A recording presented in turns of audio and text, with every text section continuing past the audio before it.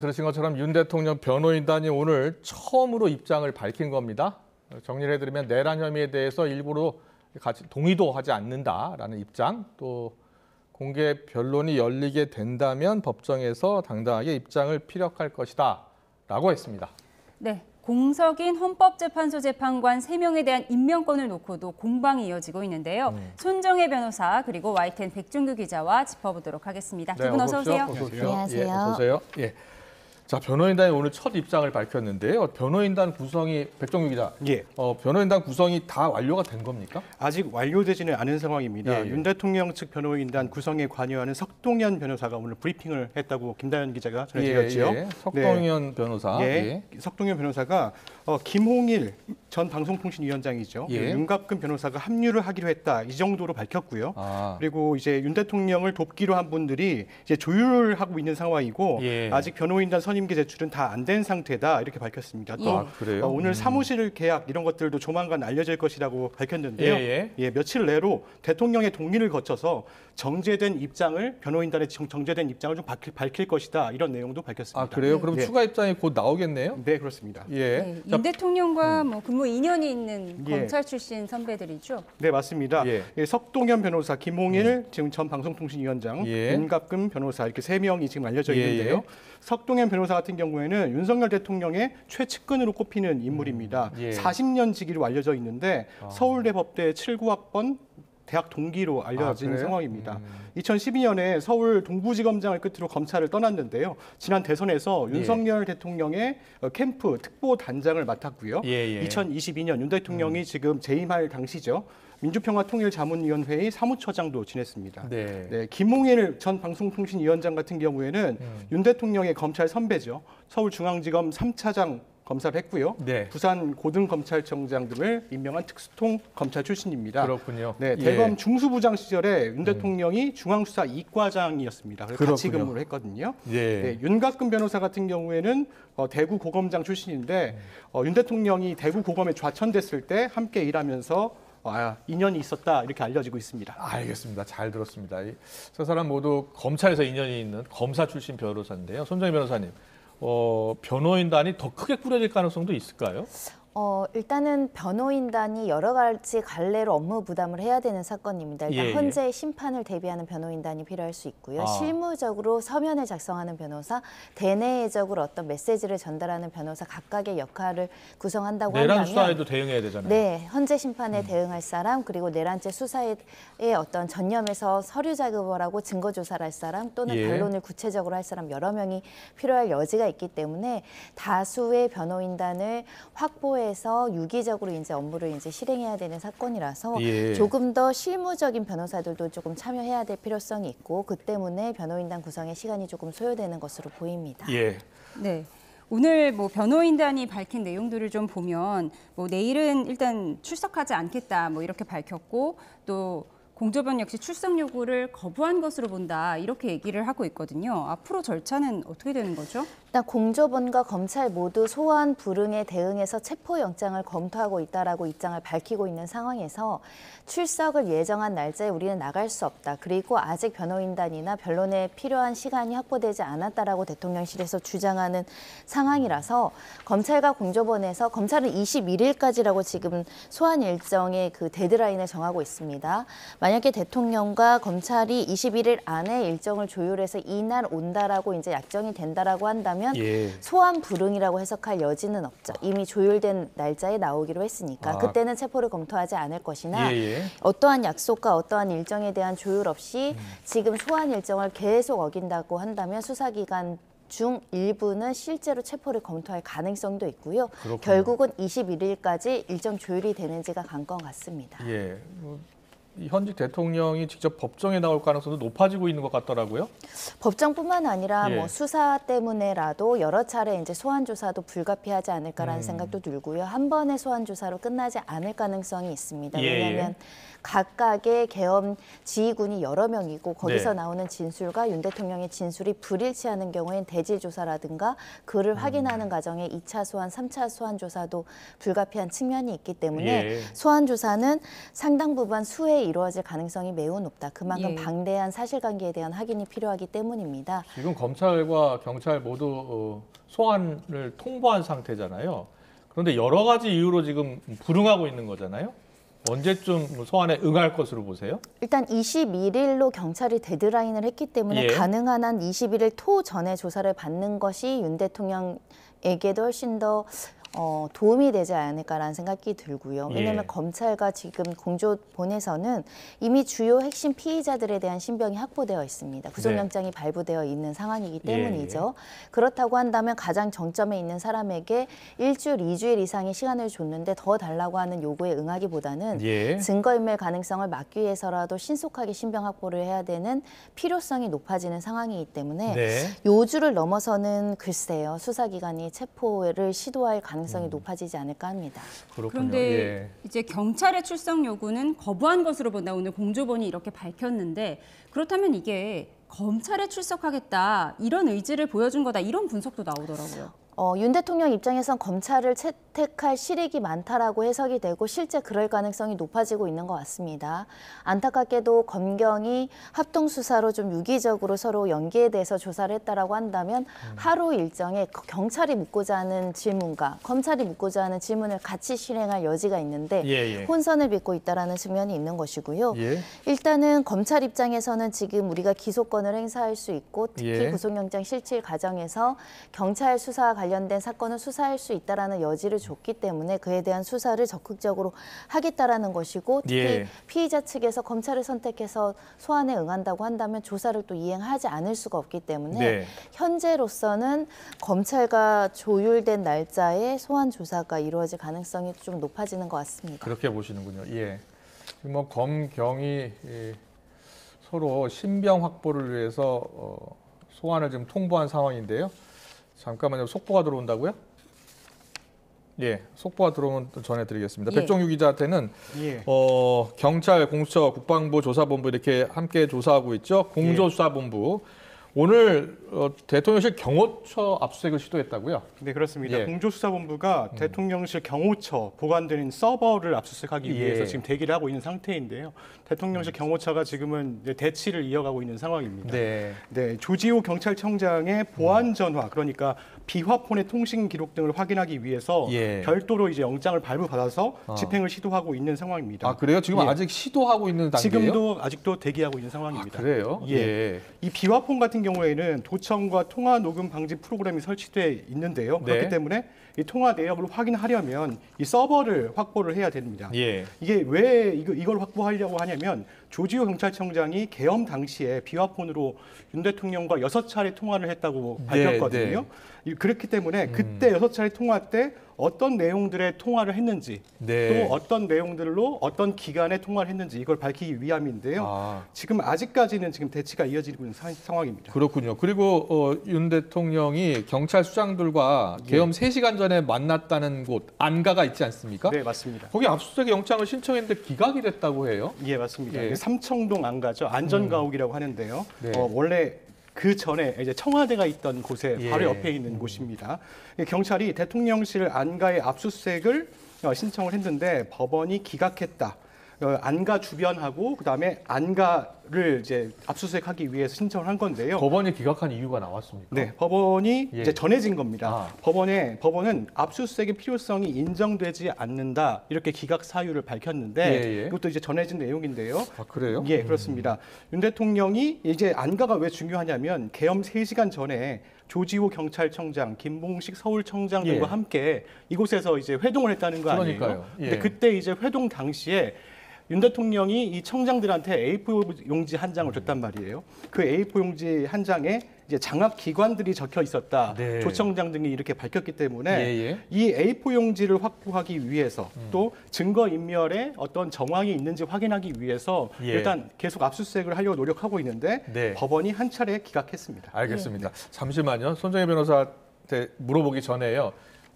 검찰이 건진법사를 체포했다는 뉴스 속보가 들어와 있네요. 속보가 들어왔습니다. 정치인들로부터 불법 정치 자금을 받은 혐의로 건진 법사가 검찰에 체포됐다는 속보가 들어왔습니다. 네. 서울 남부지검은 정치자금법 위반 등의 혐의를 받는 전모 씨를 체포했다고 밝혔고요. 예. 검찰에 따르면 전 씨는 지난 2018년 정치인들로부터 불법 정치자금을 받은 혐의를 받아왔습니다. 더 자세한 소식은 들어오는 대로 전해드리도록 하겠습니다. 네, 건진 법사를 체포했다는 속보를 전해드렸고요. 이 안가 압수수색은 되게 중요하다고 생각이 들거든요. 그런데 왜 법원이 기각했을까요? 압수수색 필요성은 기자님 설명과 마찬가지로 예. 수사의 필요성은 있는데 안가라는 장소의 특수성 때문에 그런 것 같습니다. 보통 안가라는 것은 예. 사생활의 비밀과 아주 밀접한 이제 공간이다 보니까 조금 예. 더 구체적인 압수수색의 필요성을 조금 더 요구했을 가능성이 있어서 1차 압수수색에 대한 신청은 기각될 여지가 있지만 예. 또 이제 보안 수사를 통해서 예. 그 해당의 내밀한 장소지만 이 내란 사건과 굉장히 직접적인 관련이 있는 증거가 있다라고 소명이 된다라고 한다면 또 일부는 나올 가능성이 있지 않을까 생각이 들고요. 예. 특히 대통령 내가 이제 생활하는 극도의 이제 사생활의 장소다 보니까 일단 조금 더 소명하라는 취지가 아닐까라고 해석해 보지만 예. 말씀드린 대로 이 내란죄 같은 경우는 모의만 하더라도 처벌이 됩니다. 네. 그러니까 모의 장소로 특정된 건 범죄 장소라고 특정할 수 있기 때문에 범죄 장소라고 특정되는 한 수색의 필요성은 여전히 있다라고 말씀드릴 수 있습니다. 그러니까요. 예. 이렇게 지금 검찰과 경찰이 압수수색을 시도하고 또 윤 대통령의 소환을 조율하고 있는 상황인데요. 만약에 검찰의 요구대로 이번 토요일에 윤 대통령의 포토라인에 서게 된다면 현직 대통령으로는 헌정사상 처음으로 소환되는 현직 대통령이 되는데요. 과거에는 어땠는지 살펴보도록 하겠습니다. 화면 보면서 설명을 드리겠습니다. 네, 먼저 노무현 전 대통령입니다. 2008년 2월에 퇴임한 뒤에 경남 김해 봉하마을에 머물다가 이듬해인 4월 30일 술해 혐의로 대검 중수부에 소환 통보를 받았는데요. 검찰청으로 향하기 전 국민 여러분께 면목이 없다, 실망시켜드려서 죄송하다라고 말한 뒤에 차에 올랐고 결국 서초동 검찰청사 포토라인 앞에 서야 했습니다. 네, 박근혜 전 대통령의 경우를 좀 볼까요? 국정농단 사건 수사는 현직일 때 시작이 됐지만 검찰 소환 수사는 파면 이후에 이루어졌죠. 2017년 3월 10일 헌법재판소에서 파면 결정이 내려지고 11일 뒤에 전직 대통령 신분으로 검찰에 소환됐는데요. 당시 모습을 보고 계십니다. 당시 박 전 대통령 국민 여러분께 송구스럽게 생각한다, 성실하게 조사에 임하겠다라고 말했었죠. 그리고 이명박 전 대통령 역시 대통령 신분으로 조사를 받지는 않았습니다. 대선 후보 시절에 서면 조사, 대통령 당선인 신분으로 방문 조사를 받았고요. 퇴임 5년 뒤인 2018년 3월에는 다스자금 횡령과 삼성 뇌물수수 등의 혐의로 서울중앙지검에서 피의자 조사를 받았습니다. 그러니까 지금까지 현직 대통령이 소환 조사는 물론 방문 조사나 서면 조사조차 받은 전례가 없는데요. 다만 현직 대통령의 부인이 검찰 조사를 받은 사례는 있습니다. 다 아시는 것처럼 바로 김건희 여사입니다. 지난 7월 도이치모터스 주가 조작과 명품 가방 수수 의혹을 수사하는 검찰이 김 여사를 검찰청사가 아닌 제3의 장소에서 비공개 조사해서 논란이 됐었죠. 당시 검찰은 경호와 안정상의 이유를 언급했습니다. 결국 윤 대통령도 헌재의 결과가 나올 때까지 대통령 신분이 유지되는 만큼 경호와 안전, 또 예우 등은 아마도 유지될 것이라는 관측이 지배적입니다. 네. 이하린 앵커가 잘 소개를 해드렸는데요. 지금 이제 현직 대통령이기 때문에요. 현직 대통령이 수사기관에 이제 직접 출석을 하게 된다면은요. 뭐 경호 문제도 있을 것 같고 의전 문제도 있을 것 같고요. 예우는 어떻게 되는 겁니까? 일단은 윤 대통령 측에서 어떤 요구를 하는지에 대해서 조금 고민할 지점이 있는데 네. 비공개 소환 조사를 요구할 가능성 배제하기 어렵습니다.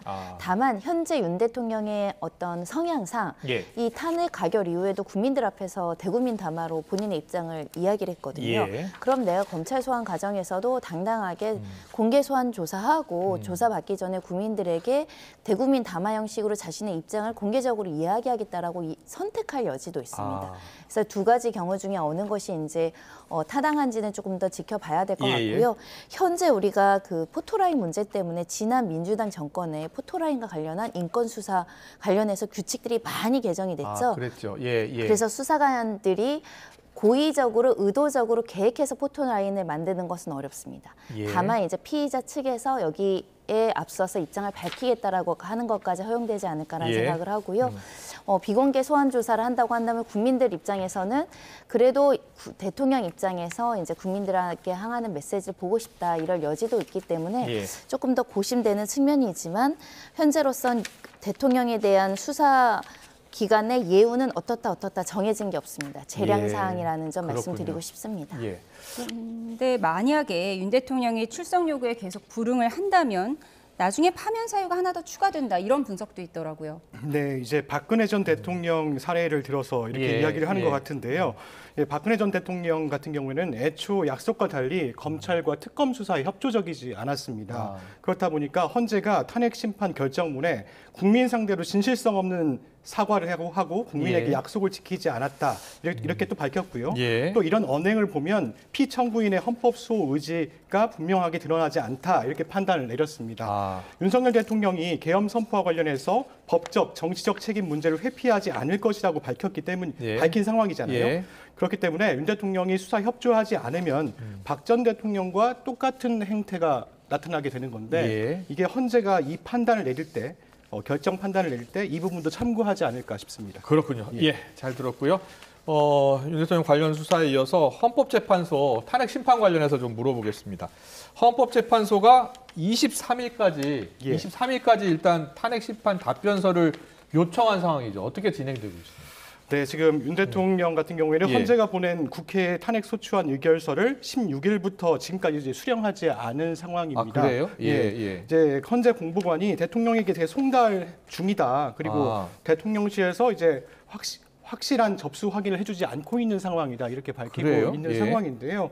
이제 송달 받은 날부터 7일 이내 답변서를 제출하라고 요구를 하고 있는 상황입니다. 헌재 네. 같은 경우도 인편, 특송 우편, 전자문서 시스템 이제 세 가지 방식으로 송달을 시도하고 있는데 예. 이 송달이 미뤄지면 답변서 제출 기한도 이제 계속 늦춰지는 상황인 거거든요.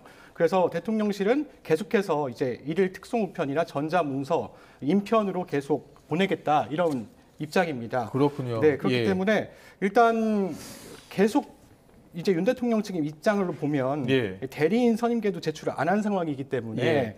조금 늦어지지 않겠냐 아. 하는데 사실상 지연 전략을 펼치는 것 아니냐 지연 이런 말들도 전략일 수 나오고 있다. 있습니다. 네. 예. 윤 대통령 탄핵 심판 사건 첫 변론 준비 기일이 27일이잖아요. 그런데 탄핵 심판 답변서를 요청한 상황인데 절차가 지연되고 있고 서류도 받지 않고 있다. 어떻게 봐야 돼요? 사실은 본인의 방어권을 행사하기 위해서는 준비기일에 참여해서 우리가 어떤 증거를 신청하고 앞으로 어떻게 이제 변론을 해 나갈지에 대해서 입장을 밝히는 게 굉장히 유의미하기 때문에요. 예, 예. 이 정해진 기일 안에는 어떻게든 조속하게 이 피청구인 측 대리인이 나와서 입장을 밝히는 게 좋습니다. 아. 물론 당사자인 윤 대통령은 출석할 의무가 없지만 예. 변호사들은 참석해서 쟁점 정리하는데 우리한테 유리한 쟁점을 주장을 해야 되는 거고요. 네. 그 쟁점에 유리한 증거가 있다면 이 증거를 어떻게 수집해서 채택해서 제출할지, 증인은 어떻게 할지 의견을 밝혀야 앞으로의 심리 절차가 우리에게도 방어권이 행사되는 상황에서 공평하게 이루어지는 것이거든요. 그렇군요. 그래서 통상적으로는 정해진 준비기일에 나가는 게 좋고 방어권 행사의 기회입니다. 네. 그래서 현재로서는 변호인 선임계가 들어와 있지 않지만 예, 대리인 예. 선임계가 들어와 있지 않지만 준비기일 전에는 그래도 준비돼서 선임계가 들어가지 않을까 합니다. 아, 그래요? 윤 대통령이 직접 나올 것이다. 오늘 변호인단이 그렇게 밝혔는데 첫 변론기일부터 나올 가능성도 있을까요? 가능성은 그렇게 크지 않는 것 같습니다. 사실은 직접 나와서 어떤 구두로서 나의 입장을 이야기하는 절차는 마지막 예. 중요한 심리 때 나와서 대국민에게도 이야기를 하고 또 이제 정해진 최후 진술을 하는 것처럼 정해진 사실관계, 법리관계를 주장은 직접 할 여지가 있지만 예, 예. 매 나오기에는 일주일에 여러 차례 나오기에는 전직 현실적으로 대통령 심판 때는 한 번도 나온 적이 없었죠. 네, 예. 왜냐하면 경호 문제가 있고요. 그러니까 그렇군요. 매 예. 재판마다 참여하면 이 경호 인력이 같이 움직여야 되는 문제가 있고 예. 여러 가지 재판 진행에 혼선을 빚어질 가능성도 있고요. 지난번에 보니까 17차 변론까지 했다고 하더라고요. 그렇습니다. 그래서 예. 매해 나오긴 어렵고 가장 중요한 재판 정도에 그렇군요. 직접 나와서 본인의 입장을 이야기하지 않을까 예측하는 상황입니다. 예. 그리고 백종유 기자, 헌재가 생중계는 어떻게 하기로 했습니까? 예, 생중계를 하지 않기로 했습니다. 아, 이게 그래요?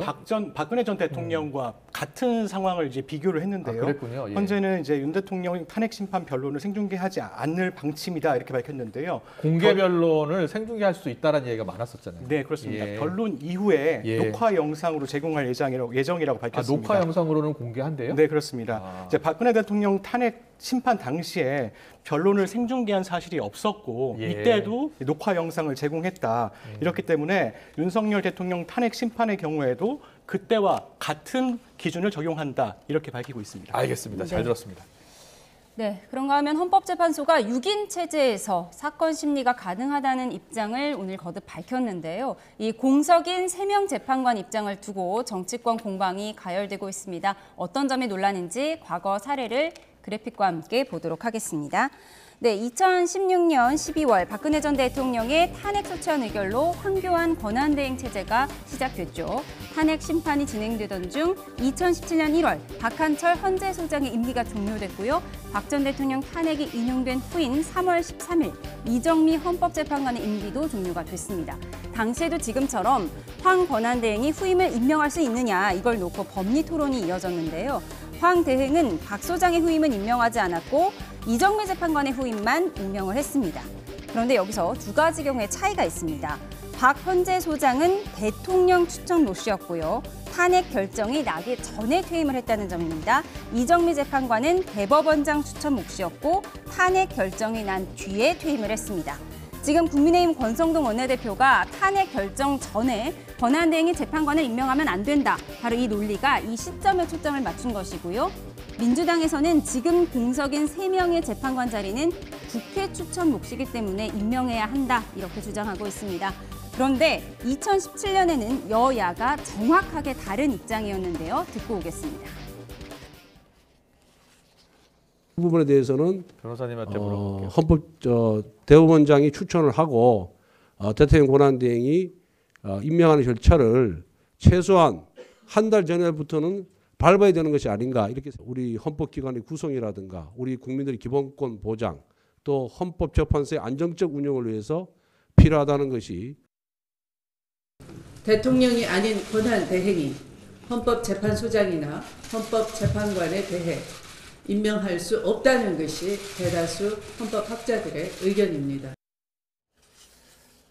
손정혜 변호사님, 뭐 여야 입장이 좀 바뀐 것 같기는 한데 또 사정이 또 나름 있었더라고요. 예. 그러니까 하나의 법률 해석을 두고 정치적 이해관계에 따라서 주장과 의견이 배치된다라고 예. 말씀드릴 수 있고요.